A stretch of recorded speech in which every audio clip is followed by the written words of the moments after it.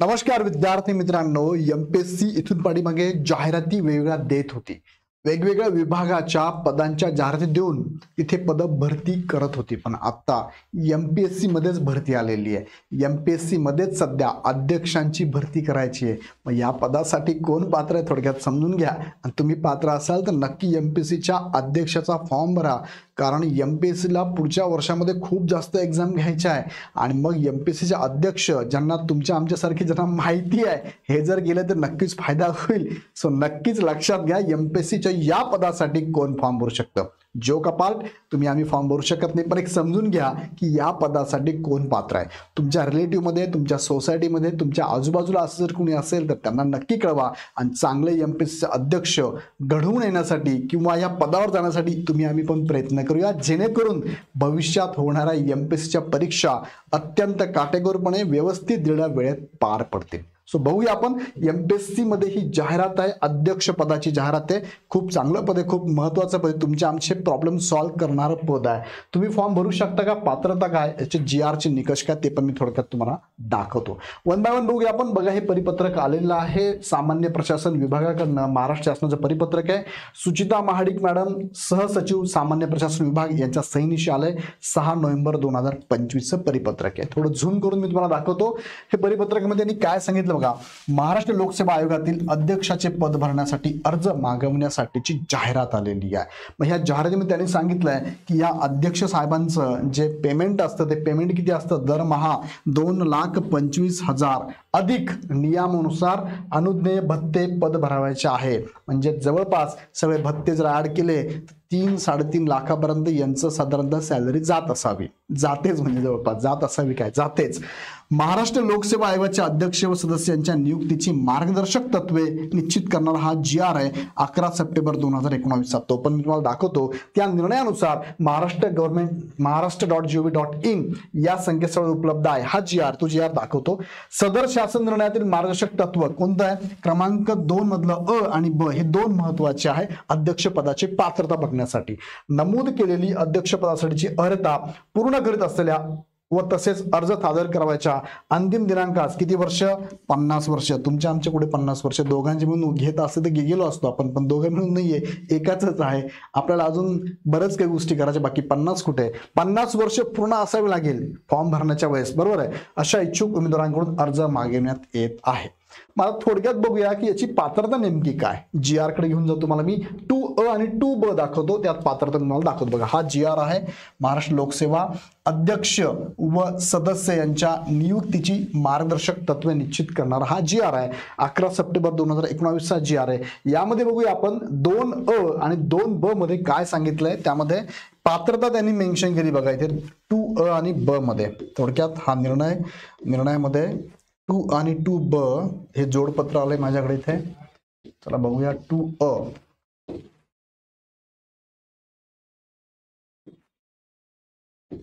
बघायची कमिटी पण असते. ही कमिटी सगळी अर्जाची छाननी करते. बघा, छाननी कमिटी आहे. सगळे मुख्य सचिव, अप्पर मुख्य सचिव हे सगळे त्यामध्ये असतात. हे सगळे तुमचे अर्ज बघत असतात. बघा, आता हे त्यांनी दिला बघा 2A मधला हा मुद्दा आहे. अध्यक्ष पदाकरिता निकष केंद्र. आता कोणाचा निकष आहे, त्यातला पहिला टप्पा कोण, केंद्र किंवा राज्य शासनाच्या सेवेतील व्यक्तींबाबत. सपोज एखादा व्यक्ती केंद्र शासनाच्या राज्य सेवेच्या सेवेत असेल तर तोही या पदासाठी अप्लाय करू शकतो. सेवेत असणारा करू शकतो, निवृत्त झालेलाही करू शकतो. मग त्यांची पात्रता काय असणार आहे बघा. त्यांची पात्रता, वय किती असावं लागतं, अर्जाच्या तारखेला किमान 50 वर्ष कमीत कमी, जास्त चालणार आहे. शैक्षणिक अर्हता काय असावी लागते बरं, मान्यताप्राप्त विद्यापीठातील किमान पदवीधर स्थानक असावा. म्हणजे पदवीधर, उदाहरणार्थ BA चालेल, BSc, BCom, BE, MBBS चालेल. पण हा कोण आहे, केंद्र किंवा राज्य शासनाच्या सेवेतील व्यक्ती आहे. हा त्यांनी सेवा केली असावी तो व्यक्ती आहे. तुमचं BA नाही चालणार इथे. तुम्ही राज्य शासनात होते का, नाही, आपण प्रयत्न करतोय जाण्यासाठी, नाही का. सेवेतील दर्जा काय आहे, अर्जाच्या दिवशी बघा दर्जा काय. जर तो अखिल भारतीय सेवेतील अधिकारी असेल, म्हणजे UPSC मधनं जो क्लास सुपर क्लास अधिकारी म्हणतो आपण, अखिल भारतीय सेवेतील अधिकारी असेल तर त्याची बघा पेमेंट सॅलरी बघा L लेवल काय असावी, L14 असावी. म्हणजे 1,44,200 पासून ते 2,18,200 पर्यंत या दरम्यानची त्याची सॅलरी असावी, लेवल असावी, सॅलरीची वेतन श्रेणी असावी. या वेतन श्रेणीतील किंवा त्यापेक्षा वरिष्ठ वेतन श्रेणीच्या पदावर कार्यरत अथवा अशा वेतन श्रेणीवरून सेवानिवृत्त असलेले अधिकारी इथे फॉर्म भरू शकतात. किंवा काय मुद्दा आहे, किंवा आता हे झालं सेंट्रलचं, केंद्राचं. मग आता बघूया राज्याचं. हे झालं सेंट्रलचं. राज्याचं काय, राज्य शासनाच्या सेवेतील अधिकारी S30 म्हणजेच 1,64,200 पासून 2,18,200 या वेतन श्रेणीतील किंवा त्यापेक्षा वरिष्ठ वेतन श्रेणीच्या पदावर कार्यरत अथवा अशा वेतन श्रेणीतून सेवानिवृत्त असलेला अधिकारी इथे फॉर्म भरू शकतो. सो हे झाले स्टेट लेवल आणि सेंट्रल लेवलचे अधिकाऱ्यांसाठी. त्यांचा अनुभव किती असावा लागतो बरं? अनुभव असा लागतो बघा, किमान 10 वर्षाचा अनुभव असावा लागतो. 10 वर्षाचा अनुभव हा कसा लक्षात घ्यायचा, कुठून कुठे लक्षात घ्यायचा? जर तो सेंट्रलचा अधिकारी असेल म्हणजे अखिल भारतीय सेवेत असेल तर L10 पासून ते L14च्या दरम्यान L10चा पण अनुभव लक्षात घेतला जाईल. L14 पर्यंत किंवा त्याच्यापेक्षा वरच्या पदाचा अनुभव तुमच्याकडे हा कॅल्क्युलेट केला जाईल 10 वर्षाचा. किंवा राज्य शासनाचे तुम्ही अधिकारी होता तर राज्य शासनाचा अधिकारी असताना तुमचा अनुभव कसा काउंट केला जाईल? S20 पासून ते S30 पर्यंत तुमचा अनुभव किंवा त्यापेक्षा वरच्या वेतन श्रेणीचा अनुभव इथे काउंट केला जाईल. त्याच्या पाठीमागच्या वेतन श्रेणीचा अनुभव काउंट केला जाणार नाही. गुणवत्तेच्या बाबतीत काय सांगितलंय? मागील 10 वर्षाच्या गोपनीय अहवालांपैकी, बघा त्यांचा गोपनीय अहवाल असतो, त्यापैकी 7 गोपनीय अहवालांचा दर्जा उत्कृष्टपेक्षा कमी नसावा, प्रतिकूल शेरे नसावेत, चारित्र्य संपन्नतेमध्ये सचोटी संशयातीत असावी, निष्कलंक कारकीर्द असावी व चारित्र्य संपन्नता असावी. या संदर्भातले हे सगळे निकष आहे. आता दुसरा निकष बघूया आपण. इथे अध्यक्ष होण्यासाठी कुणाला संधी? अजून तर संधी आहे अध्यापन क्षेत्रामधले, अध्ययन आणि अध्यापन क्षेत्रातले जे व्यक्ती आहे, जे प्रोफेसर असतील त्यांना सुद्धा इथे संधी आहे. त्यामध्ये बघा वय सेम आहे 50 वर्षापर्यंत. शैक्षणिक अर्हता तुम्ही प्राध्यापक पदाकरिता जर UGC, AICTE, MCI किंवा तत्सम संस्थांनी विहित केली जी अर्हता आहे प्राध्यापक होण्यासाठी, जी अर्हता लागते ना, ती अर्हता तुमच्याकडे असावी लागेल. त्याची अर्हता वेगळा व्हिडिओ मी ऑलरेडी घेतलाय, तो बघून घ्या. त्यानंतर सेवेतील दर्जा काय? अर्जाच्या दिवशी अकॅडमिक लेवल बघा L14 म्हणजे 30 आहे L14 किंवा त्याच्यापेक्षा म्हणजे प्राध्यापक पदावर असेल तुम्ही L14 सॅलरी असेल किंवा त्यापेक्षा वरिष्ठ वेतन श्रेणीतील विद्यार्थी अधिकारी, त्याला आपण शिक्षक म्हणूया, प्रोफेसर म्हणूया, किंवा त्याच्यावर निवृत्त असणारा प्रोफेसर इथे फॉर्म भरू शकतो. अनुभव काय लागतो? अनुभव इथे बघा किमान 10 वर्षाचा अनुभव लागतो. सेम लेवल 10 पासून तर लेवल 14 पर्यंतचा अनुभव किंवा त्याच्या वरचा अनुभव तुमचा इथे कन्सिडर केला जाईल.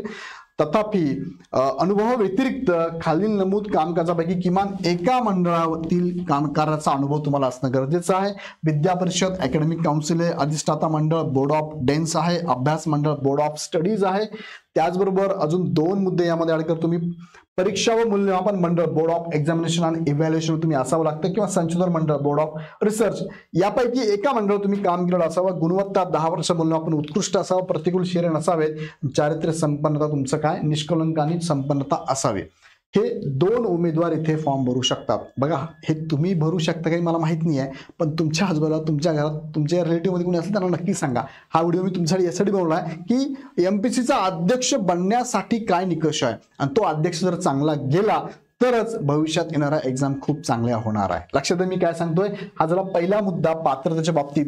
दुसरा मुद्दा त्यांनी सांगितला फॉर्म भरण्यासंदर्भात. बघा तुम्हाला जोडपत्र अ ह्या GR मध्ये जोडपत्र अ दिला आहे, त्यामध्ये दिलेली माहिती भरून आवश्यक त्या कागदपत्रांच्या तसेच 10 वर्षाचे गोपनीय अहवाल, मूल्यांकन अहवालाच्या छायांकित प्रतीसह आपले अर्ज 28 नोव्हेंबर 2025 पर्यंत प्रत्यक्ष कुरिअर किंवा स्पीड पोस्टने किंवा नोंदणीकृत डाकीने कुठे पाठवायचे? सहसचिव कार्यालय, महाराष्ट्र लोकसेवा आयोग, सामान्य प्रशासन विभाग, 6वा मजला, विस्तारित इमारत, मंत्रालय, हुतात्मा राजगुरू चौक, मादाम कामा मार्ग, मुंबई 400032 यांच्या नावे सादर करणे आवश्यक आहे. विहित मुदतीनंतर प्राप्त झालेल्या अर्जांचा विचार केला जाणार नाही.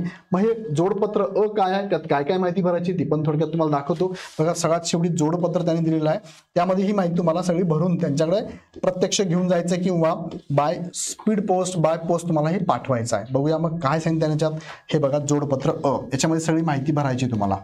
इथून सुरुवात होते जोडपत्र अ ला. सिंपल आहे. अध्यक्ष किंवा सदस्यांच्याकडे अर्जाचा नमुना आहे, नाव, जन्मदिनांक, सध्याचा पत्ता, दूरध्वनी क्रमांक, भ्रमणध्वनी क्रमांक, ईमेल, कायमचा मूळ पत्ता, निवृत्ती वेळी किंवा त्याआधी धारण केलेले पद, वेतन श्रेणी, वेतन निवृत्तीचा दिनांक, शैक्षणिक पात्रतेबद्दल पदव्युत्तर पदवी, PhD, डॉक्टरेट, इतर शैक्षणिक पात्रता जी असेल ती तुम्हाला भरायची आहे. भाषा कोणती येते त्याच्याबद्दल माहिती लिहायची आहे. त्यानंतर राज्य केंद्र शासनातील अनुभव असेल तो विभाग, कालावधी, धारण केले पद आणि विषय तुम्हाला लिहायचे आहे. आणि हा अहवाल तुम्हाला घेऊन जायचा लगतच्या 5 वर्षाचा मूल्यांकन अहवाल, गोपनीय अहवाल घेऊन जायचा आहे. बिगर शासकीय सेवेतील व्यक्तींच्या बाबतीत कामाचा अनुभव, सर्व तपशील कागदपत्रांसह तुम्हाला घेऊन जायचं आहे. कोणत्या संस्थेत किती दिवस काम केलं ते सगळं तुम्हाला इथे घेऊन जायचं आहे.